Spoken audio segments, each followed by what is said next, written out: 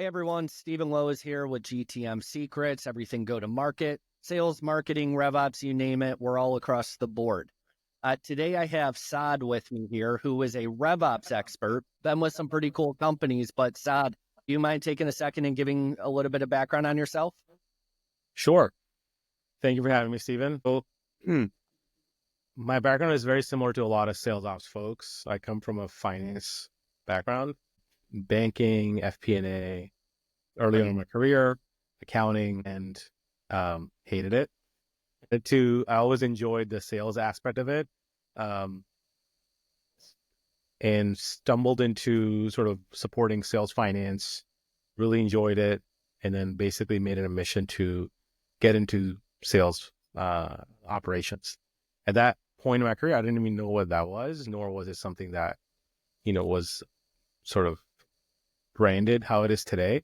So a lot of learning on my side and just being in the right place, right time. So luck is definitely a part of it. But I was fortunate enough to partner with really good people that helped me grow my career. Initially worked at a few multinational companies in FP&A roles, leading FP&A for them or being sort of second in line. Then I moved to the Bay Area. So this was all in Canada. I grew up in Toronto, moved to the Bay Area, wanted to get in tech, but knew I was going to be in sales finance somehow, and worked my way into a company called Medalia, which was up and coming at the time. Well, I didn't know much about the sales playbook at that point, but was fortunate enough to essentially work with some of the best in the business that have gone on to become CROs and legends in their own making. This includes leaders at AppDynamics, Rubrik, Datadog, Snowflake, and to name a few. But definitely saw face to face what that growth looks like, how they think about the business, how they think about scaling, but also how they think about, when they are going through issues or problems within the sales structure, like how do they think about solving those, right? So very interesting sort of learning perspective from them. And that's where I learned like all the playbook, which is the John McMahon playbook philosophy of leading indicators, of MEDDIC, the fundamentals of that, command of the message, and just how this structure like enterprise sells versus mid-market. Followed one of the leaders from Medalia to AppDynamics. And I think with that journey, like I worked with tons of leaders that eventually became VP of sales, CROs at various companies. So, I think that Rolodex really helps now in my career, but I didn't think of that at that point in time. And that led to a lot of success over the years. So it's just little things like being a strong partner to first line leader, like a RVP, that could mean a lot in 5 years, right? So it's sort of, I was doing that organically, but if I knew now, if I go back in time, I would have sort of pictured it like that as well. So you've been at some interesting companies, and I realized some of it was financial capacity. I mean, I see Bell Canada, which for any of those that live under a rock, it's basically Verizon of Canada. Mhm. You've bet Nissan, AppDynamics isn't small, etc. So you probably have some really interesting perspective. Here's where I want to start. So very basic. Everyone has a different definition of sales ops, marketing ops, and RevOps, and they all kind of intermingle. But can you describe what your take is on the difference between those, where one starts and one stops? Yeah. I think the term is interchangeable. People use it very differently. I want to make it a little bit more simplified for me and the people I work with. So for me, I consider RevOps when you work for a CRO that owns revenue, meaning they own everything under go-to-market, right? So RevOps is very synergetic to go-to-market ops, I would say, which includes sales, marketing, and CS in my book. And it's like the lead to customer flow. That's what I consider RevOps, right? So sales ops is obviously one part of that. And initially in my career, like I was all sales and marketing weren't connected. This is the old school method of doing things, of at least the operation side of it is marketing was completely separate than sales. They didn't really care about what each of them were doing. They didn't care when leads came in. They just cared about what sales was doing and how they were doing it. So now it's more, especially with cost initiatives and trying to do more with less. There's definitely been a push for like, how do you combine them? How do you make them more central? So that's how I would separate them. I don't think sales ops is the same as RevOps, but it is a big part of it, especially at a younger company. If you don't have sales ops figured out, like nothing else matters. So you don't have customers. Obviously, marketing happens before that, but if you don't have a sales process, you're not going to get customers, which means you're not going to get marketing dollars to spend more in events and leads, etc. So sales ops needs to be the primary focus at a younger company when you're still figuring out product market fit, or you have figured it out, but you're still figuring out that your customer base or what your process should look like. So sub 10 million is heavy focus on sales ops, right? Where you just trying to make do with what you have in marketing and CS ops. Once you get to the 25, 50 million, you need to have those figured out with marketing, sales, and CS. Like each of them need to have an ops person. Doesn't matter leveling, but you need to have someone focused on helping that field leader, whether it's marketing, sales, or CS, to run their business. So that's how I would separate them, right? And for me, like my last few roles have been focused on RevOps, not just sales, which I enjoy. I like having a central sort of ops team. And if feel like, so far it's at a few companies, I've helped them go from sub 10 million to, 100 or 50 million or so. And I've sort of figured out what works there and how to build for it. So I enjoy that part of the journey. So what do you think is the difference from a RevOps perspective between companies that may have been floating around, let's say the 5-10 million mark for a while versus the ones that go from 5 million to 50 million to 100 million and, they're unicorns, right? Is the mentality different? Are they using different tech stack or tactics? I mean, how the hell do you go from 5 million to 100 million while Yeah. others are sitting around 5, then they go to 5.5, then they go to 6, etc.? Yeah. Obviously, the elephant in the room is like the product needs to be good where it can actually scale, right? So let's assume the product is similar in that aspect where it can actually, there's a fit for a customer, there's actually a value for them to buy this product. So with that, I think what becomes more evident is your product doesn't have to be the best, but your execution on the go-to-market side needs to be flawless. And that means you have visibility into leading indicators. You know exactly how much activity you need from each rep, from each region, from the company. And this is a lot of the back end stuff where RevOps can really help build a plan, right? So a lot of it comes down to how predictable you can be in your business. If we need to get to a goal for next year, hey, do we want to grow at 2x, 3x, 1x, whatever? What do we need at the bare minimum to get to that point? And what is our North Star? So you have aggressive and a conservative plan. There has to be some art and science to it, right? So it can't just be like, hey, the data says you can do X, like, great. But a sales leader might be like, hey, well, I can't hire 10 people. We've never done it. We don't have the strategy to do it or the support to do it. But I need to hire managers to support that. So it's just like, how do you methodically create sort of that hiring plan? How do you grow within the team, within that sales team? And how do you grow the supporting function within that too? So there's a lot of pieces to that puzzle. It's not just as easy as saying, hey, we're just going to double. When someone says you have to double, you have to think about, well, how many AEs or salespeople would you need to get there? And I'm saying specifically not a product-led motion. This is a outbound or inbound motion, which is B2B tech SaaS. It's like when someone says you have to grow 1x or 2x, well, how many reps do we need to get to that point? You're assuming some attrition will happen, some promotions will happen. When you bear that in mind, like, what does that mean, right? What does that mean for what you need to do today? If you're in a 6-month cycle, 9-month cycle, 3-month cycle of sales, you need to start hiring people today or tomorrow or next week or next quarter. Like all these things need to get planned for, because sometimes it's just easy as saying, yeah, we're going to grow double, but we don't have the capacity in our reps to perform that, right? So then you're sort of 6 months in, you're like, kind of over budgeted, right? And we don't have the right people. We don't have the right number of people to help support this function or goal. So the sooner you point these things out, the better.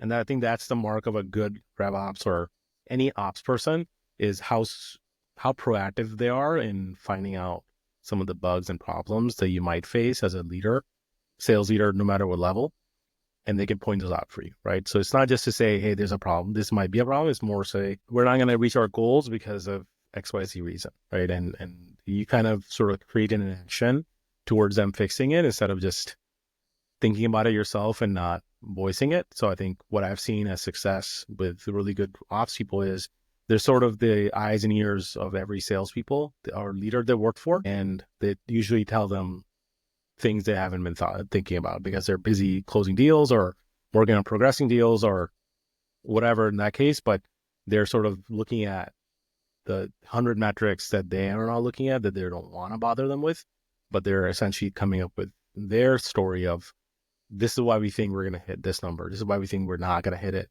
This is where I think we have issues. So being audible ready in those scenarios is very important, especially when you're in a company this size, right? So anytime you're under 10 or 50 million, like you're constantly changing and evolving. When you get to 100 million plus, you're sort of a little bit in cruise mode. Like there's a process that works, and you're not in a space to be as agile because you just can't afford that when you have this many people towards a goal. But you could do that when you're finding the right pattern in the mix, right? So does that answer the question you're asking? Yeah, it does. I'm gonna get some flack for this, but I think PLG is overrated to begin with. Basically create a good product and have some virality in that. Sure, that's good, but you have to get those first customers to begin with. You still have to reach out to them. And if you're getting customers, but they are never able to talk to you or your team, it's pointless, especially in high ticket B2B SaaS or what would you call yourself? What is CAST? It's not really software as a service. We are. What is it? Is software as a service? Yeah. We're a SaaS company. Right. Fair enough. I didn't know if it was like infrastructure as a service or what you would consider it. No, we're selling them a software that they're essentially connecting their clusters into or CPUs into, and we're giving them savings on that. But they're essentially, initially, it was a pay-as-you-go on demand. Hey, use what you need to, but that's more of a PLG motion, even though we weren't a PLG motion, but it's sort of the idea. If you need to, unless you're a product that's used by everybody and it's easy to use, that works in that sense. But with our case, like you still need to go through business value assessment. You still convince people the ROI on it, even though our product is saving them money. Like they're spending $1 and they're getting back $5. That's the mentality of it, but still it's not as easy as just, people are not just buying it off the shelf. It just doesn't happen. You have to go through the process of like explain to a customer what they need or why they need you. In that respect, it's having, for me, the upmarket motion works a lot better with my experiences and our leaders' experiences, but it's we're not a PLG company, right? And I think there might be a portion of our business that comes from PLG, but if you wanted to get bigger in record time, it's not going to happen with PLG only. It has to be with the upmarket solution we have or want to build on the sales side. But a lot of companies went through that with COVID. Like they blew up with the PLG motion they had, and then they started trickling down. Valuations went to half because they wanted to then go up market, and they didn't have the product or they didn't have the people or champion behind like pulling that product up. So that was the initial thing we didn't want to get into. Got it. So in big companies, whether it's like CAST, which let's call a scale up, if you will, you're not early stage. No, we're not early, no. Or, AppDynamics, etc. How do you prove positive ROI when it comes to RevOps? Because I think and I ask a lot of people this, including on this podcast, I think a lot of people look at RevOps as a necessary evil to manage your Salesforce, your integrations, your tech stack, but they don't directly equate it to a positive ROI. Do you do that, and how? Yeah, great question. Again, like everything in sales, it's an art and science, right? You're going to have some data around it, but it's essentially a lot of it comes down to sort of the work you've done as a team. My MO is always, and this for my team as well, is like we have to make life easier for somebody, right? So for me, my goal is like, how do I make life easier for our C-suite, for our CRO, and our immediate sales leadership team, and obviously the reps that comes with it. And then my team is the same. Like, how do I make this process easier? So have we done that is number one. Have I created some sort of automation process that made their life easier, right? It could be as simple as, hey, we put in a activity capture tool, like we use People.ai. Like we put that in and it saved every rep minimum like 2 hours a week, because they don't have to log in meetings, they don't have to log in people they talk to, or contacts they talk to, or they log them in Salesforce. That saves a lot of time. So we went through that journey at other companies where people were manually doing it, and you see that change over time. And then same with how you forecast a business. So I think it's tough to point out like, hey, how many hours has RevOps saved you? It's really tough to do that ROI, because one, you don't have the time to have everybody log in. Like, hey, you didn't do X, but you did Y. Like, it's just a waste of time. Your job is to point out, have you made the team more efficient? And that comes visible with smaller deal cycles, bigger ASPs, small time to value with like a speed to lead, right? So has that lead to a customer window gotten smaller, has gotten bigger in terms of value? Because then you can say, hey, I made the process more efficient, meaning I found you the right accounts. You're not scraping the barrel with like garbage accounts. You're focusing on the right accounts. You're being more efficient with your time. Or conversion has gotten worse or better, right? That one is a big one too, because if you throw more meetings at them, or, qualified pipeline at them, if they're not converting them, it's not going to matter, right? So those are the levers I would see. But in general, you can tell if your sales process or execution is elevated because you have a more predictable business is number one. Can your CRO stand behind the numbers you have? Do they have an idea of your hiring plan, and they stand behind it, of why that is? Do they understand productivity, capacity of reps? And it's not just anecdotal, it's actually based on data on, hey, we've done this consistently and it might be against what people think. So being able to point that out is very important. So my short answer is there's no formula to say what's ROI for RevOps, which was the hardest point. I would say if you asked this question a decade ago of why do we hire ops, but now it's changed a lot because a lot of the senior leadership has gone through companies where they've seen ops as a big component of success for them. So I know my CRO is like that today. He's like, at his prior companies he was at, he didn't think of it as important and he wasn't prioritizing it, but he changed it this time around where he brought me in before he joined the company. And that helped him in that few weeks I was in. I basically helped him sort of project what the plan should be, what are changes we have to make, et cetera, et cetera. And that one cut down his ramp time, because he needed to be more efficient and like focusing on what he needs to do. So that really helped us get going on the moment he walked in, right? So with that in mind, like he's basically said like, hey, anytime I go any other company I go to, anyone I talk to, their first hire needs to be ops, right?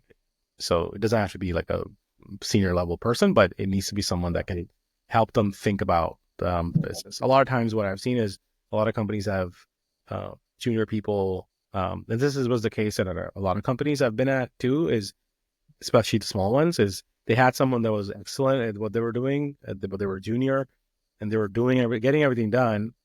They were not a strategic partner to the C-suite or the CRO, because and you needed that when you hit that 5 million number in ARR, because then you're like, well, we've sort of been reactive in supporting this business, and how do I get to a point where I start scaling? Like, what the next 2, 3, 4 years look like, and what do we need to get to that point? So they just either don't have time to focus on that, or they don't have the expertise to focus on that conversation. So I think that's where I'm seeing the shift in how people are thinking and how people are thinking about needing help earlier with ops, which is great. I think it really helps you define a base, whether it's in tech stack, whether it's in, just your process or strategy. It really helps getting that, because, or else it's your CRO or first founding AE doing it. But yeah, to shorten the point, I think that's what's sort of helped see the ROI with ops. I think it's a lot of indirect correlation, but you should be able to answer, here's roughly how much time saved. Here's, our deal velocity got 25% faster. Yeah, it's an indirect correlation, but you can still start to show a pattern of success repeatedly. And same thing with improved conversion rates, whatever. What are some of the more interesting automations that you've used to help out your team, whether on sales or marketing or finance, CPQ side, etc.? What are some of the more interesting automations that have helped your team out, whether currently at Cast or previously? Yeah. So we had at AppDynamics, they were really big on leading indicators, but it was all manual, right? And there's gold in that too, right? There's value in that, but it was getting out of hand. I would say it was a lot to manage for everybody. So basically, if a rep would have a first meeting with someone, he would note it down in Excel or paper or whatever. And then when they had a secondary meeting, or they converted to like what we called an NBM or demo, they logged it in. I transferred this over or I converted it. All that could be in Salesforce some way, some shape or form. So when I left Big Panda and when I left AppD, went to Big Panda with the CRO there, who I worked with at a few companies before. He's like, the first thing I want you to do is build leading indicators, but I need it all in Salesforce, right? Give an example of a leading indicator. Yeah. Leading indicators is, especially in an enterprise business, is very important and crucial, because it's indicators like number of leads, number of meetings, discovery meetings, calls, and it's different for every company, but these are the ones that I've used a few times and they've worked really well. So how do you look at top of the funnel, and then go all the way to close business, right? So at least what we've seen, this way I use the AppD. So we had discos, which was discovery calls or meetings. We had NBMs, which was similar to demos. We had pipeline generated, PG is the phrase that's used around a lot, but a qualified pipeline, how many they've created or started, and then what we call POVs, proof of value. So, hey, how many POVs have we started in this quarter, right? So that's what we use as a measure, and you have closed business. But if you're behind on closed business, that's already too late. Like we need to get to a point where we can say, you need to have this many disco meetings this month or this quarter as a company to be successful. And that's where you have the tops down, bottoms up view is, hey, I have a goal for each rep. Let's say you have 10 reps and your goal is, as a company, our goal is, to grow by 50% next quarter and quarter after. And then when you reverse engineer the math, you come to, as a company, we need to hit 100 discos or 100 disco meetings, right? That are unique. You have, let's say 8 reps and their goal is 10 disco meetings a quarter. That total is 80. So you have a gap of 20, meaning you need to hire more people. That's simple math, right? But that basically gives you an opening or a conversation of like, hey, we have less people, or we need to increase our goal, or the goal doesn't make sense, what have you. So now there's an action in the CRO's mind. It's like, hey, we're behind. It's not. And you pointed that out months prior that, hey, we're going to be behind in our pipeline goal, right? And you might have a deal or two that might make the difference up, but that's not the point. It's the averages, right? Like, how do you look at the totality of it and think about, we need to have enough discovery meetings, we need to have enough demos, we need to have enough POVs to be successful in the business. And that's how I at least measure business as a total. So the geo, whether it's EMEA or Americas, and then that's how I measure reps. And it's simple. It's as simple as, is everything's in Salesforce, everything's being automated in the back end. The reps aren't doing anything except measuring or validating. Yes, this makes sense. This is correct. Or not. And then we look at the stack ranking at the end of the month or at the end of the quarter. But it's very clear on who's performing and who's not. You might have some errors here and there, but for the most part, it gives you a very clean picture of who's doing what. What does your tech stack look like over there at Cast? I assume Salesforce, based on your mention of it. You mentioned People.ai, which I think you said is activity capture. What are some of the other tools that you guys favor between sales and marketing tech stack? Yeah. So, I mean, for me, it's like, I look at a few buckets, right? We have, you need something for sales engagement, right? You need something for forecasting. You need something for forecasting with pipeline management and forecasting. So we have Gong forecasting, and we have Gong like conversational intelligence as well. So we have that. We have sales engagement. So we've whether it's outreach or Gong engage, we've tried a few of them. But you need a data vendor, especially with our situation. We need specific spend information. So we're looking at, we weren't getting the information we needed from like a ZoomInfo, which is great at other companies I've worked at, but in this one, they needed very specific cloud spend information. So we went with Intricately, which was the only vendor I found that was doing that. So we went with that. And then we have, contact level information, like that. This is the company information. There's a contact. So who do we talk to and their numbers and stuff. So currently we have ZoomInfo. For that, we have Seamless, and then we have SalesNav. What's your marketing automation tool? Is it Pardot? We have HubSpot. Yeah. Okay. We have HubSpot for that. And we have a flurry of tools in marketing itself. But on the ops side of things, I think what matters is HubSpot is one. And we use sort of the engagement piece with Engage and Outreach as well. And the other thing is the routing piece, which was very important to us, especially because we're global, is we use Lean Data for lead routing and like their version of the calendar links, right? Which is called Book It, to booking meetings. So that's been helpful. So I do, I've tested out like consolidation tools, which I've learned from experience I'm just not a fan of. I'd rather focus on like best in class, pay up a little bit more because it's just less of a, pain point, I would say. And so that's something I've learned through some time working in these tools. But I try to, have, at least on my team, people that can support each of those tools. They understand how they're connected, how they work, but also how we measure data from each of them, right? So that's the most important piece. I'm definitely in agreement. I think if you're tiny, you can get away with consolidation tools. Like, for example, I think HubSpot's a consolidation tool. They do 80% well on almost everything. But I'm a big fan of 100%. So we use Salesforce. We use Pardot. HubSpot marketing's fine. There's nothing wrong with it. But trying to get, your booking, your routing, your information, your sales, your sequences all in one tool. I haven't found a single good one that does everything to the nth degree. So I'm in complete agreement. Last question for you. You have a lot of enterprise experience, very large, quote unquote, startup or scale up experience, et cetera. What can mid-market companies learn from enterprise? What does enterprise do better that could potentially translate down to mid-market? I think the number one thing is execution and process. They have it nailed down.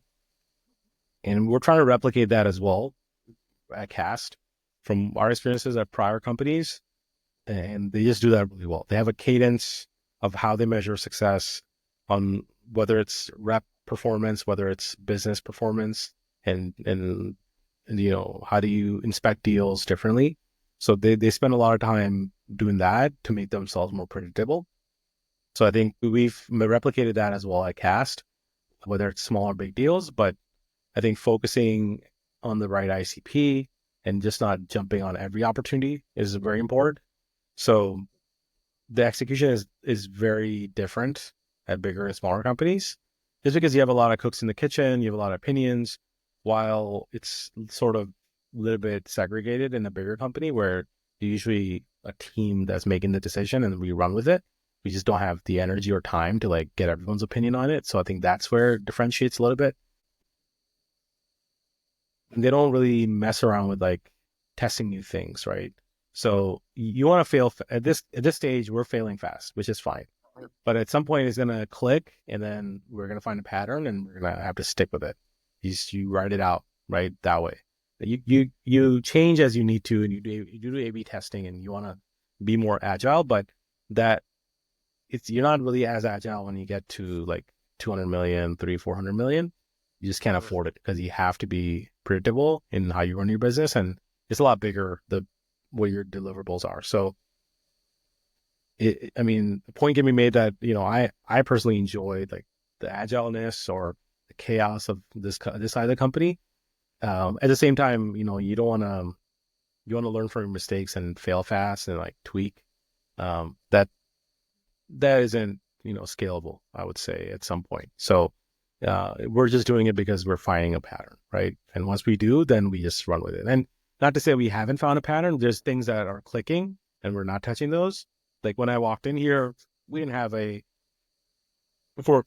Excuse me. We didn't have a forecasting cadence. We didn't know what the weekly calls look like. Now, a few months in, or I would say not a few months, but like almost 9, 12 months in, we have that figured out. Like we know how we measure success in forecasting the business. How do we become more predictable? And that's something we're good with, and we're not touching that. But there are other pieces that we're looking at, like, hey, how do we prioritize these accounts over these, right? Should we focus on bigger or smaller accounts? Like, how do we get smaller deals? That's where it changes a little bit and your priorities change. But I would say that's usually the biggest difference I see in bigger and smaller. And each of them is important in their own right, but is, how quickly they execute versus like how bigger companies can take time to execute. But that's for a reason, because there's a lot of pieces to that puzzle. Oh, makes sense. I am a big fan of fail fast. We are a tiny company at Identity Matrix, so that's the name of the game. Mm-hmm. But you figure out what works. I get it. Focus on that. Stop testing everything, and stop testing everything that you can. I call it squirrel syndrome. I'm like a dog seeing a squirrel. I get distracted very easily. Yeah. Saad, super helpful. I appreciate you hopping on. If people want to connect with you, what's the best way to do that? Yeah, I'm pretty active on LinkedIn. So I can, if you'll tag my profile in there, but yeah, LinkedIn is the best way to reach out to me, or they can email me at saad@cast.ai.com. Sorry, saad@cast.ai. Always mix that up. So either way is good. But yeah, I'm happy to answer any questions.